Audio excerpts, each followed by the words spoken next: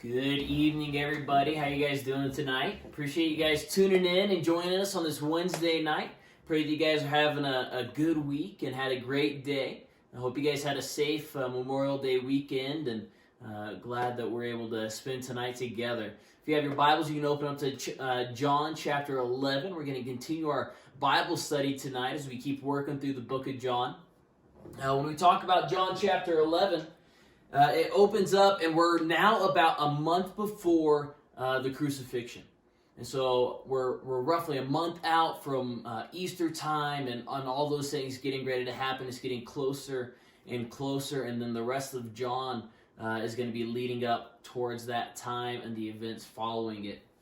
But tonight's story I'm really excited about. We're going to be looking at Lazarus. If you joined us on Easter, we actually looked at this story on Easter Day and compared it to Jesus when he came out of the tomb. And so tonight we're going to study this story more in depth for itself. We're actually going to be setting up for the miracle next week where Jesus raises Lazarus from the dead. And so tonight is everything leading up to that moment, the seventh miracle in the book of John. But I want you to notice tonight, this is a story of faith. From the very beginning, that is what God is trying to teach us through this, and you'll see that throughout this entire thing, Jesus is trying to build the faith of the people there, and he still today wants to build the faith of you and I. This story is also going to show us that Jesus cares about us. He cares about our spiritual well-being, right? He is God, so spiritually he cares about us, but he also cares about us as people, as friends. He hurts when we hurt because he loves us. And so we're going to see that Jesus cares about us. He wants the best for us spiritually, but he also feels pain when we go through life and we feel sorrow and we feel pain. And so we're going to see that tonight as we study through. So if you have your Bibles, let's go ahead and open up to John chapter 11 tonight, and we will go ahead and get started here. John chapter 11, we're going to do verses 1 through 37 tonight and set up next week for the miracle.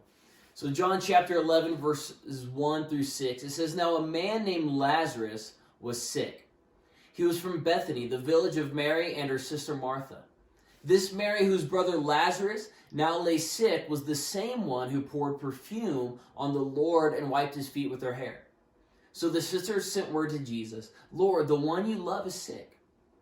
And when he heard this, Jesus said, 'This sickness will not end in death. No, it is for God's glory, so that God's Son may be glorified through it.' Now Jesus loved Martha and her sister Lazarus, and so when he heard that Lazarus was sick, he stayed where he was 2 more days."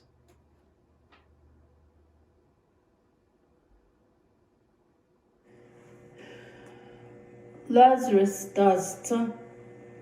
Bethany did the Nelly Lazarus was Yego data.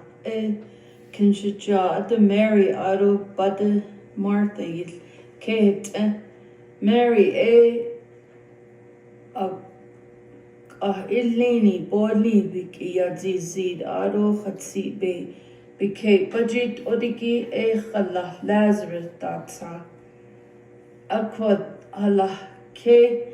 Jesus is ako anne Bodni hitne ayo in neniki datsa. Jesus aidis abo dini did datsa gido bike dat otsalta. De digin God yod ebe behoto zinliki beni yet ako digin God be yet ebe yojit ego. Hodet ol nil astop beni yet Jo Jesus Martha aro bedeje in the Lazarus ayoyotne.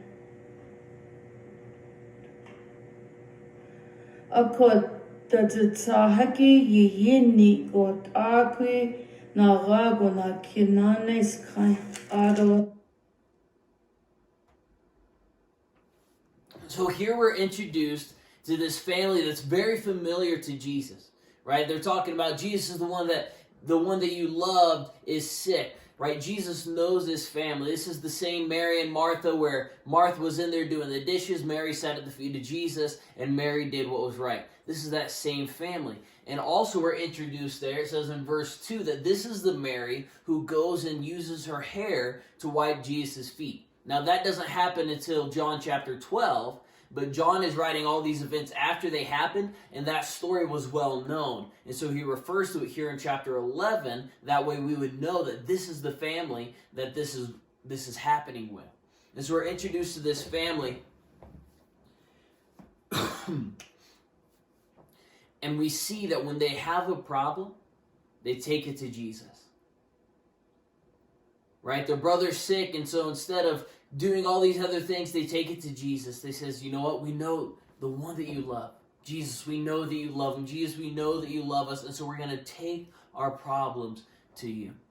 And so they begin to, and they send word to Jesus. They're there with their brother, and they send somebody to tell Jesus, the one that you love is sick. Now in John, we've talked about this before, that the three main things, and we'll see this here in a few verses, we'll really focus in on it. But the three words are signs, life, and believe. So the sign that Jesus is getting ready to do is so that people will believe in who he is, and that's what he talks about here. He says this sickness will not end in death. It is for God's glory, so that God's Son may be glorified through it. Right? From this moment, Jesus is planting a seed of faith. Right? He already knows what he's going to do. He knows what's going to happen, but he knows what he's going to do about it. He's planting a seed of faith. That way when they take this message back to Mary and Martha, and when his disciples hear it, he's planting this faith because he wants to grow their faith through this moment. And then it says something interesting. Although Jesus knows that Lazarus is getting ready to die, although Jesus knows that he needs to get over there, and he's wanting to build a faith, he already knows what he's going to do. It says that Jesus stayed 2 more days. Right? Sometimes we don't understand what's going on. We don't always understand God's timing. Maybe right now you feel like you're in a situation where you feel like, God, you could have done this if you would have intervened, and you feel like God has forgotten you. You feel like God has abandoned you. You feel like you're waiting. But I promise you, God is preparing you for something great. Right? In this season, he knew what was getting ready to happen for Mary and Martha. He knew what was getting ready to happen with Lazarus. But he still chose to stay. Just like before, when we look back earlier with Jesus' brothers, they came and said, aren't you going to go to the feast? Isn't anybody who wants to be known going to make a public appearance? And he says, no, I'm not going to go with you, because he meant to go later on. He was following God's timing. Right? Here, he didn't move right away because he was waiting for the Father's timing to lead him. God has not forgotten you. He is just waiting for his timing, which does not always line up with ours. We continue on, verse 7 through 16. It says, and then he said to the disciples, let's go back to Judea. But Rabbi, they said, a short while ago the Jews were trying to stone you, and yet you're going back? And Jesus answered, are there not 12 hours of daylight? Anyone who walks in the daytime will not stumble, for they see by the world's light. It is when a person walks at night that they stumble, for they have no light. After he had said this, he went to tell them, our friend Lazarus has fallen asleep, but I am going there to wake him up. His disciples replied, Lord, if he sleeps, he will get better. Jesus had been speaking of his death, but his disciples thought he meant natural sleep. And so then he told them plainly, Lazarus is dead. And for your sake, I am glad I was not there, so that you may believe. But let us go to him. And then Thomas, also known as Didymus, said to the rest of the disciples, let's also go, that we may die with him.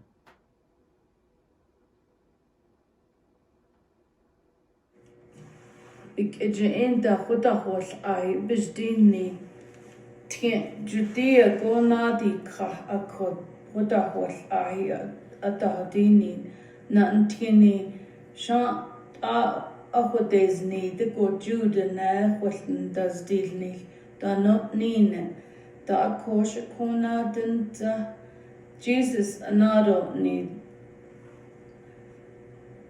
sa jenigish bi dona kits atata a henna alkita akot akhera jingo na ragi eto digieta khalatina samba wal enigio det akhera tlego na ragi ende koto hala hol enigi bi aten put ego khato tigo na bisto ni nihik is Lazarus alhush, and jilhush de what is silbiniyedeya. Udahol ay dal ne bolni hijo to jilhashko katshi nash de do dal.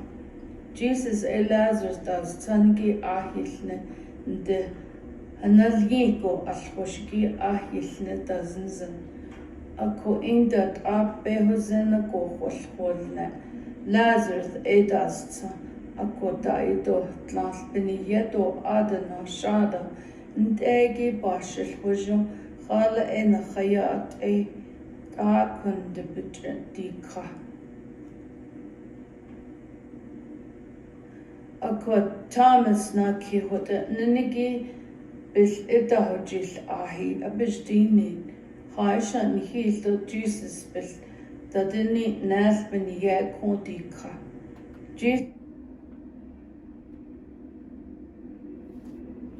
So Jesus makes this announcement, right? 2 days have passed, and the last that Jesus heard, Lazarus was only sick. But he knows what's happened. He knows that Lazarus has now died. And so he prepares. It's now the time for him to head into town. And this town that they're heading to is just outside of Judea. And so he tells me, he says, let's go back to Judea. And the disciples get a little worried, right? Jesus had just left there because they were going to stone him, right? And so now all of a sudden Jesus says, hey, let's go back. And so the disciples are like, wait a minute, they were just trying to kill you last time you were there, and you're going to go back there now? Right? And they began to be afraid, but Jesus understood. Right? He knew, he walked in a relationship with the Father, and so he knew that his time was not there yet. Right? You've got the sunlight, you've got daylight, and then you've got sunset before the night. And he knew that the night was coming, he knew that the sunset was coming, but he knew that he still had time left to work, and that while he had that time, he needed to be doing what God had for him. And it's the same for you and I. We need to take advantage of the moments that we have and the opportunities to do the work that God has for us. And so he knows in this time that it's time to go, and he makes plans, but he continues to plant those seeds of faith. Right? He planted it before, from the very beginning. He heard, he says, it's not going to end in death. This is so that the Son may be glorified, revealing who he is. And then we come here, and he says, he was speaking of his death. Lazarus is dead, but I'm glad I was not there so that you may believe. He continues to water that seed. God is going to take you to places that you have not thought of, that you have not imagined. He wants to take you deeper in your walk with him, and he's going to continue to water those seeds that he's planted in your life along the way.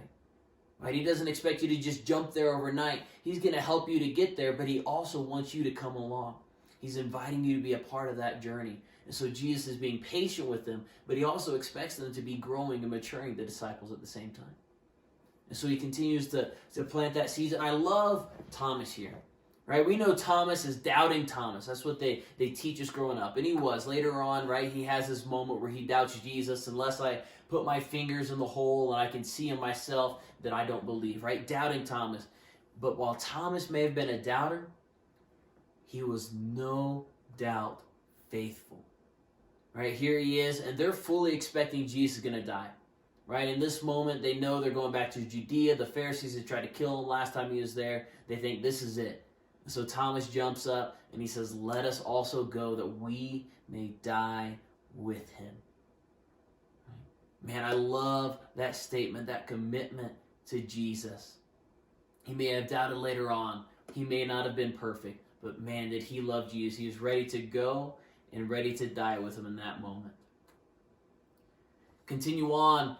In this next section, there is a lot that begins to unfold. There's a lot to unpack. So let's check it out. John chapter 11, verse 17 to 27. It says, on his arrival, Jesus found that Lazarus had already been in the tomb for 4 days.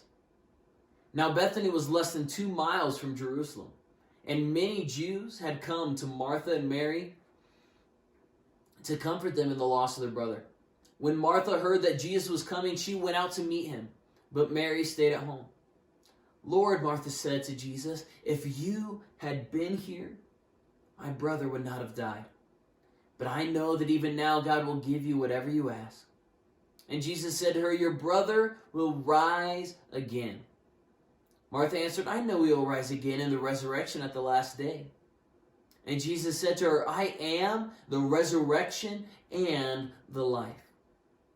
The one who believes in me will live even though they die, and whoever lives by believing in me will never die. Do you believe this? Yes, Lord, she replied.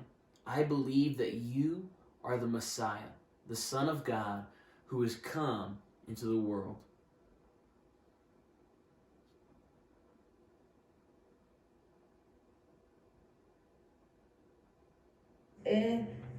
Not ije inda inanele. Nde Jesus akwine Janiago di iskanda tana o tselgona Lazarus yo aliago khosbehuzen Jerusalem do Bethany gent ayedenaki tanse tradat anaza akot Jude la Mary inda Mary billah das taniki Hadayi yosnik to peniyaya haskai. Martha Jesus ade yikaliki jenigo tash di yago bedashniya. Mary akin guna sita. Martha Jesus yedini ornihi. Queenan nago shilato das sadon ak adn di ingat achat ida. Shana lepedini ko edin ga na ido lishko shel behosen. Jesus achodini nla ye nada do das aro Marta nasdo ni. Ninel kade danes nadi I jego atrahinan nisdo lishko shel behosen. Jesus anado ni sh not ije inda ina nishle. Acheda shot lago she zuli das sandi hinado. Inda acheda hina ado shot lago shart zoligi eda dota to salta. Dat dish yinetla. Martha nasdom need o borlihi ne Christ yin gabi yet and legal. Na sabu kaje na nahoto ni dia washla.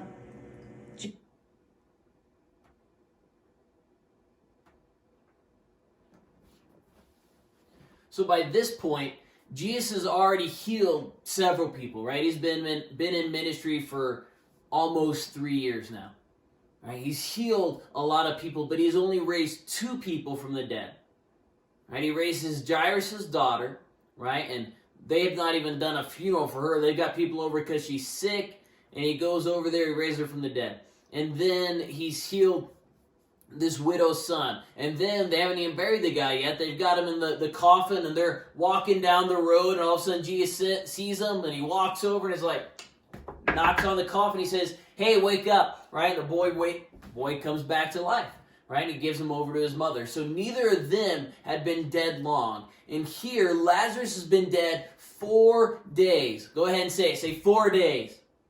Right now, I know some of you guys didn't just say it. Right? 4 days. Lazarus has been dead and in the tomb by this point. He's already been in the tomb for 4 days. And so Jesus begins to walk up, and then a lot begins to happen. Right? Martha comes out, so when we begin to see the dynamic that Jesus has with his family, is very familiar with them. And Martha begins to talk about this future hope, and she begins to talk about the faith she had in Jesus. And she says, if you had only been here, my brother wouldn't have died. Right? This speaks of Martha's faith. Martha believed that Jesus had the power to heal Lazarus. But we see that she also knows that he didn't. Right? That can mess with your emotions a lot. Jesus, you could have done this. She fully believed that. Jesus, you could have come and healed my brother, but you didn't come. That's what she's saying here. If you would have been here, he would still be alive. Now she makes this statement, but I know that God will still give you what you ask, but she's not believing that he's going to raise him from the dead. Her faith is not to that level yet, because then she begins to say that she knows, Yes, I know he'll be alive again in that resurrection day. I know that when that time comes, he'll come back to life. Right? I know that he'll be there with us in heaven. Right? So she's speaking of the future, and she's still being faithful to Jesus. Jesus, you could have done this. You could have done this in my life. You didn't do it. But she still comes out to see him. She still loves him. She still respects him. How do we respond to Jesus when something doesn't go the way we know it could have happened? God, I know you could have done this for me, but you didn't. Do we trust him that he's still working for us? Or do we turn our back on him? Right? Martha, her faith in Jesus was strong, and it's incredible. And she trusts him for the future, even though things didn't work out right here. But Jesus is trying to teach her that there's more to it. He begins to work up and build her faith and says, you know what? It's just not the future, but I am right now.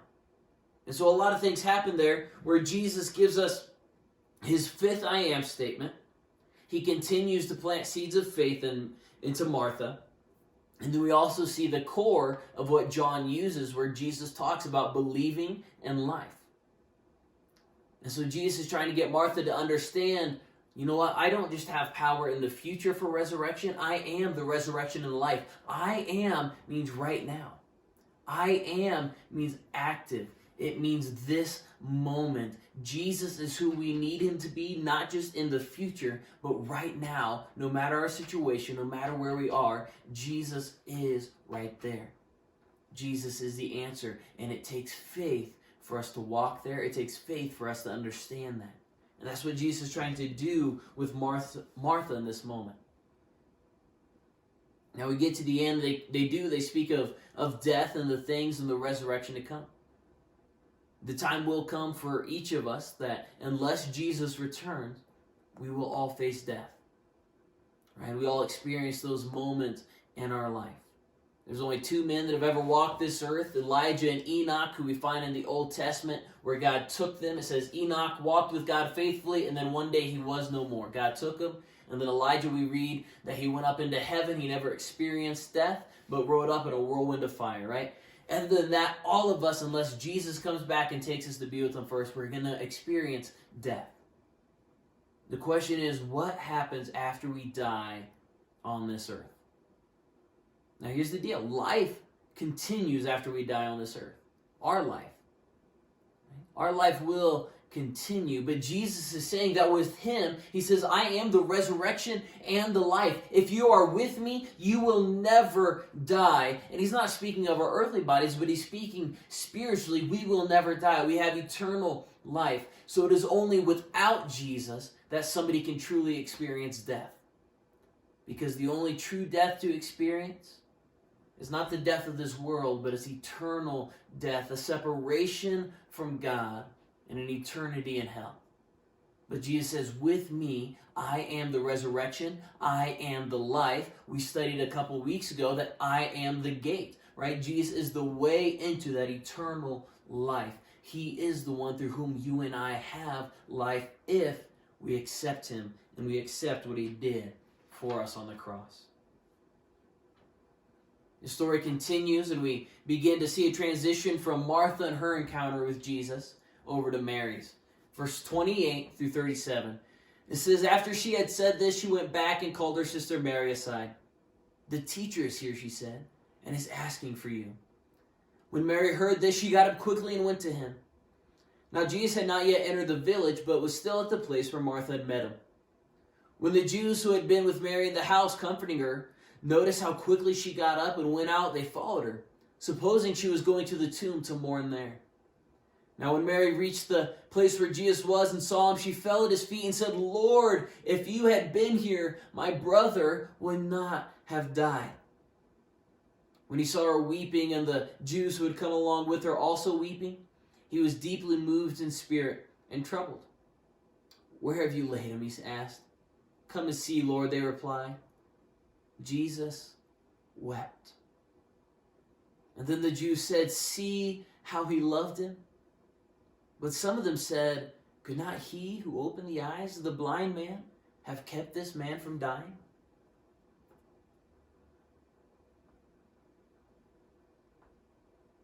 Sitcha Kut ego chajozi go tashtiya ako. Hadejo Mary hago beshtini go. Anahant inebijene. Nantininiya ako hak gwanelne. Ako ajadis ako tskis go nishdi nako jeniya ako go Jesus. Ato kenshija age jorata. Nde trade Marta chata niya hakin jora. Ako Jude na wune Mary is na has trago hiketa has trage. Mary skins go nishdi na ochesni yahiki da is tsago. Tsana o tselde jido chapani ya konje de yala. Da nigo haket chakai. Mary Jesus se dahaja. Janiyago Jesus jiltsago. Bichin ntsijna go ajna. Orli hi quina nago shilato das tsada donte Mary jichago ado Jude nahos I kagi sto tachago Jesus il tsago bit sezini isi bedis nako nseltla akotini Hadeshan dahosolti aro dahodini orli hi kontinil il Jesus atkinnen denestli nte judene tadini jokon doloto ayoyo nida nte la. Nada satane teneto on ego on eyila da di teneto taso tado tsalko ido lilkish do yine ada.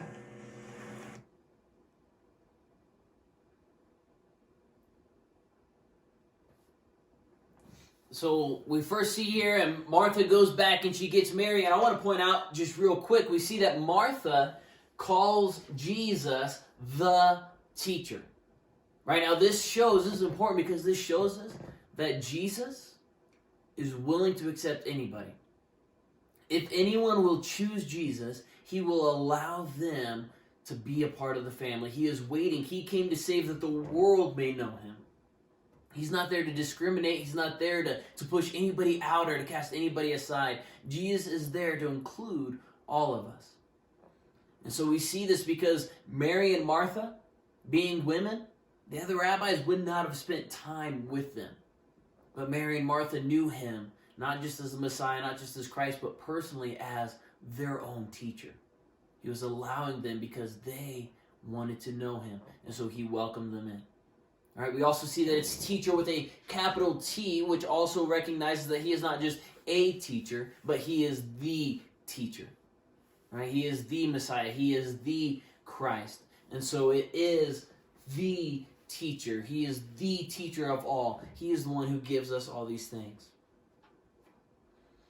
And then Mary comes along, and her response should sound really familiar because it starts off just like Martha. If you were here, my brother would not have died. If you would have been here, this would not have happened. If you would have done this, this wouldn't have happened. Right? It's that same place, that same topic. And they probably talked about it before. Right? They had reached out to Jesus, they had taken their problem, and they felt like because this was where they were, that Jesus had just left them stranded. Right? They had probably talked about this together. If only Jesus had been there, then this wouldn't have happened. If only Jesus was here, then Lazarus wouldn't have died. Right? But Jesus, he's still wanting to build their faith. Right? God cares about us physically. He cares about our emotions. He cares about our life here. But he cares about us spiritually. And so he wants to grow us. He wants to teach us. He wants to help us walk in a closer walk with him. So he wants to build our faith. But he sees Mary. He sees her weeping, crying. He sees everybody else there. Right? Now Jesus, he already knows what he's going to do. He's known it before Lazarus died. He knew it as soon as that speaker got there and told him, hey, Lazarus is sick. And they sent word to him. Jesus knew what he was going to do. But in the moments after seeing the emotion and the heartache of what these people are going through, it says that Jesus wept. Jesus wept. Now he weeps for two different reasons, right? Seeing where these people are, he is deeply emotionally moved.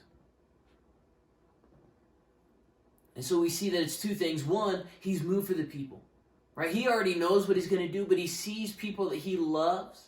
He sees people he cares about in pain. And he weeps for them because he hurts because they're hurting. Understand that when you hurt, he hurts. He feels your pain. But we also can understand that Jesus is weeping because death is having its toll on this earth. God's original creation, when he created man in the garden, he created man to walk in relationship with him. Right? And that's what God wants with you and I. He wants to walk with you and I in relationship. When he first created man, death was never meant to be a part of that.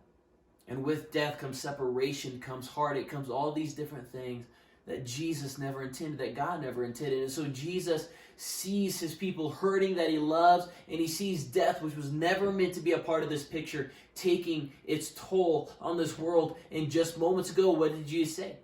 He said, I am the resurrection and I am the life. Death is a direct contradiction to who Jesus is, and it hurts him to see that it's active in this world because that was never how it was supposed to be. And so Jesus weeps as he connects with these people. Right? When you and I are hurting, Jesus is hurting for us. He is there with us. But he is still working and he still has a plan. Now let's go back to faith. Right? From the beginning, Jesus has been planting it. But like I said before, Jesus has healed all kinds of people. And people have witnessed it. Even these people that have come from Jerusalem to be with Mary and Martha, they've witnessed these things. Mary and Martha, they both make the declaration, if you would have been here, Lazarus wouldn't have died. They believe that Jesus has the power to heal the sick. Nobody doubts that. But they've only seen Jesus raise the dead twice. Never have they seen Jesus raise anybody from the dead who's been in the tomb for 4 days. Right? And so this miracle is getting ready to happen, and these people begin to talk about their faith, right? And the people said, well, couldn't this man who gave the blind man sight have kept this man from dying? That's where their faith was. But Jesus allowed this to happen. God allowed this to happen where Jesus didn't leave right away. He waited 2 days. It was 4 days that Lazarus was in the tomb by the time Jesus got there. God allowed that to happen so that he could reveal who Jesus was, to be the Christ, the Messiah, and so that he could build these people's faith. Right? These people expected that Jesus could do it. Nobody expected that he could raise somebody who had been dead for 4 days. What is it right now that's in your life that you feel like is dead? What is it right now that you feel like this situation's lost? God, if you would have done this back then, the life could be different. Things could be different for me, but you didn't. What is it that you feel like is dead? Are there dreams that you feel like have been given up on? Are there promises that you feel like it's been too long now? There's no point anymore. What is it in your life that you think is dead? Because today Jesus would say, I am the resurrection and the life. No matter how long this dream, this desire, this promise, this thing you thought has been sitting idle, he says, no matter how long it's been in that tomb, he says, I am the resurrection and the life. I can still work in your life. And he wants to show that to us. Right? They believed that Jesus could have done beforehand. But these people thought that death was too much for Jesus. But Jesus wanted to show, you know what, no matter how long something has been dead, I am the resurrection. I am the life. I am the one in control. And Jesus still was in control in that moment. And Jesus still wants to do a work in your life right now. Next week we'll continue on John chapter 11, the second part, where we witness the seventh and final miracle of Jesus as he raises Lazarus from the dead and he calls him out of the tomb. And because of this, it says that Jews begin to believe And we'll see that this was the moment. Before, they had tried a couple times to capture Jesus. They had tried before and thought about stoning him. But it is this moment when Jesus raises Lazarus from the dead, and when more Jews begin to believe that Jesus is the Messiah, that the Pharisees make their decision. We are going to kill this man. And then after that, chapter 11 ends as preparations, as Jesus heads towards Jerusalem, getting ready for the Passover. So I appreciate you guys joining us tonight. I pray that you guys are doing well. If you have any prayer requests, anything that you need, please feel free to get a hold of me. Feel free to message me through the church account. Feel free to call me. Whatever you need. We want to be able to be here to pray with you guys, to continue to serve you however we can. Love you guys. Appreciate you joining us. Sunday, we're going to kick off our Father's Day series. We're going to begin to look at the prodigal son, and the next Wednesday we will wrap up John chapter 11. We can't wait to have you with us, and we'll see you there Sunday at 11:15. Take care.